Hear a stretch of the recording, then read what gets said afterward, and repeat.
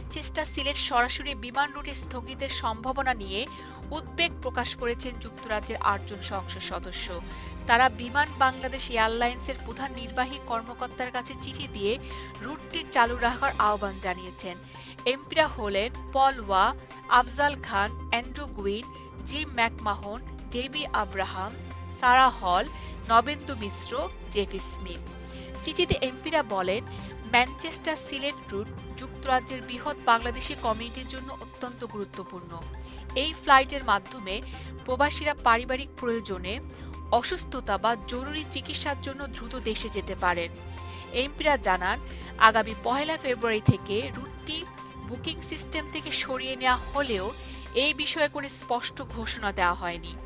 এতে প্রবাসীদের মধ্যে উদ্বেগ ও অনিশ্চয়তা তৈরি হয়েছে। তাদের মতে, বিকল্প ট্রানজিট ফ্লাইট ব্যয়বহুল এবং বয়স্ক ও অসুস্থ যাত্রীদের জন্য কষ্টসাধ্য।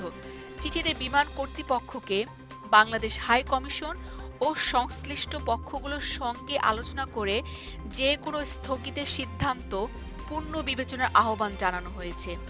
একই সঙ্গে রুটটির বর্তমান অবস্থা, স্থগিতের কারণ এবং এটি চালু রাখতে নেওয়া পদক্ষেপ সম্পর্কে স্পষ্ট ব্যাখ্যা চাওয়া হয়েছে। এমপিরা বলেন, ম্যানচেস্টার সিলেট রুট শুধু প্রবাসীদের জন্য নয়, নর্থ ওয়েস্ট অঞ্চলের সঙ্গে বাংলাদেশের সামাজিক ও কৌশলগত সম্পর্কের ক্ষেত্রেও গুরুত্বপূর্ণ। নীলুফা মিলি, পলিটিকা নিউজ, লন্ডন।